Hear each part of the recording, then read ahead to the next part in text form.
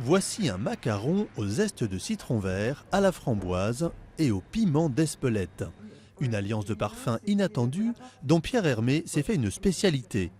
Mélanger le sucré et le salé, les épices, chercher toujours des produits d'exception et des saveurs nouvelles, ce pâtissier compose ses gâteaux comme un nez compose ses parfums, dans son atelier de création installé dans un hôtel particulier à Paris. J'ai le goût en tête, c'est-à-dire que je me projette dans le goût et dans la... Quand on dit le goût, c'est à la fois la saveur, c'est à la fois la texture et les sensations que je voudrais qu'on éprouve quand on mange. Moi, je ne me contente pas de goûter ce qui est réputé être bon, j'ai besoin de goûter tout.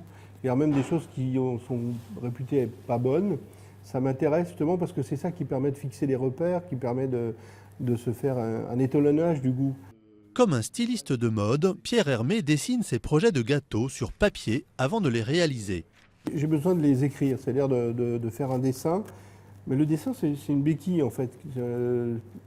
Ça permet aussi pour les chefs pâtissiers de fixer les épaisseurs des crèmes, l'architecture en fait de la construction du gâteau. Ce sont ensuite des chefs pâtissiers comme Camille qui vont faire des tests dans la cuisine de l'atelier de création.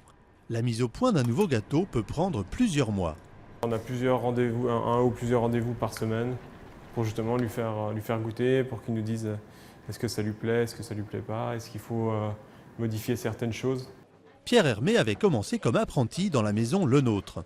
Voilà maintenant 36 ans qu'il exerce son métier avec passion et succès.